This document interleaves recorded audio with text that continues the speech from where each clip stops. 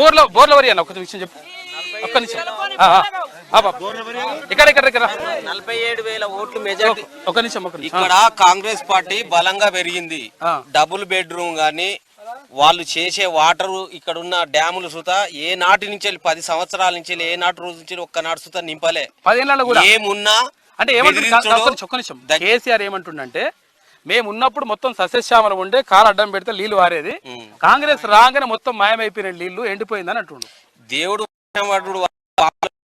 నీళ్లు తోటి పారుకున్న రైతులు అట్లా బతికిండ్రు.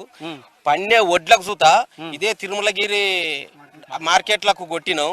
అక్కడ ఒక్కొక్క రైతు నేనే కొట్టకపోయినా 6 కిలోలు చొప్పున వడ్లకొండ యాదగిరి అనేది మా నిర్మల గ్రామంలో ఒక్కొక్క రైతు 6 కిలోలు 8 కిలోలు అట్లా కట్ చేపించారు తరుగుతోటి 40 కిలోల బస్తకి. నెక్స్ట్ ఆయన ఓడిపోయిన ఇజ్జత్ సవాల్కు తట్టుకోలేక ఒక 26 ఏండ్ల యశస్వి రెడ్డిని కింద ఓడిపోయిన ఇజ్జత్ తట్టుకోలేక ఆ మంత్రిని హరీష్ రావుని నెక్స్ట్ సీఎం ని అందరినీ వరుసగా పిలుచుకొని ఇప్పుడు పార్లమెంట్ ఎలక్షన్లు ఉన్నాయిగా కనీసం డిపాజిట్లన్నా దక్కించుకోవాలి. అంతా ఇక్కడ వైరల్ లేపాలి.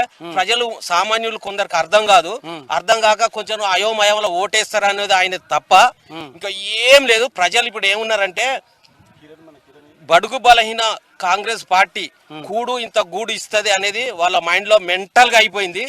ఈ టిఆర్ఎస్ ప్రభుత్వం చేసిన ద్రోహం 10 సంవత్సరాలు వెనుకబడిపోయినావు, జీవ హింస పెట్టింది అనేది ప్రజలకు గుర్తించి ఈ పార్లమెంట్ ఎలక్షన్లో భారీ మెజార్టీ తోటి ఓన్లీ మా దేవరపురం మండలం అయితే భారీ మెజార్టీ తోటి ఇస్తాం. అంటే ఇప్పుడు నిన్న కేసీఆర్ ఆడింది డ్రామానేనా లేకపోతే నిజంగానే చూపించిండా? 100% డ్రామా అన్న. ఇది ఎవరు వచ్చినా 10 గుంటలు చూపెట్టడానికే వస్తారు. ఫస్ట్ ఎర్రబెల్లి దయాకర్ రావు వచ్చాడు. చుట్టుపక్కల పేర్లు మొత్తం పొలాలు మొత్తం విడిపోయినాయి లేవన్నా, అంత పచ్చగా ఉన్నాయి. మీకు అవపడుతుంది కదా, పచ్చగా ఉన్నది.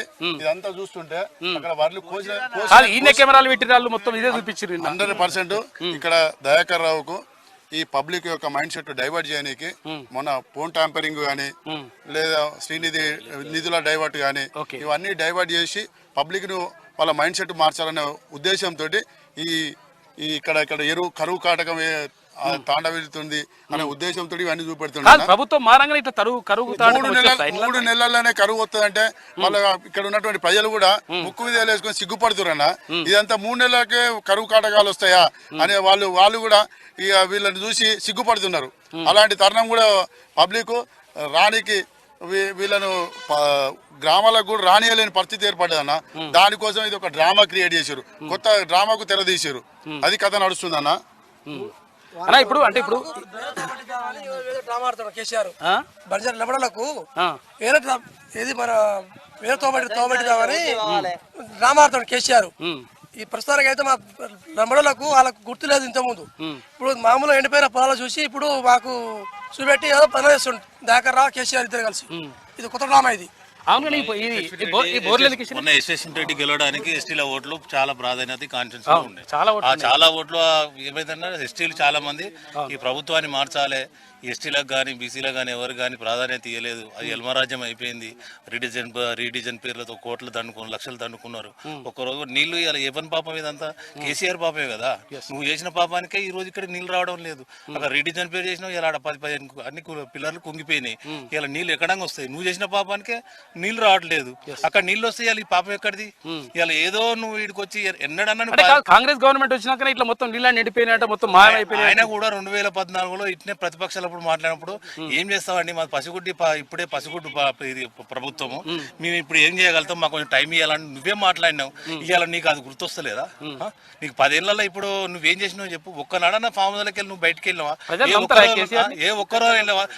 నేను జలదృశ్యం నుండి టీఆర్ఎస్ లో పనిచేసిన. నేను జలదృశ్యం నుండి సిద్దిపేటలో మీటింగ్ విన్నప్పటి నుంచి కూడా నేను 2014 వరకు నా ఇంట్లో తిని నేను టీఆర్ఎస్ పార్టీ కోసం పనిచేసిన.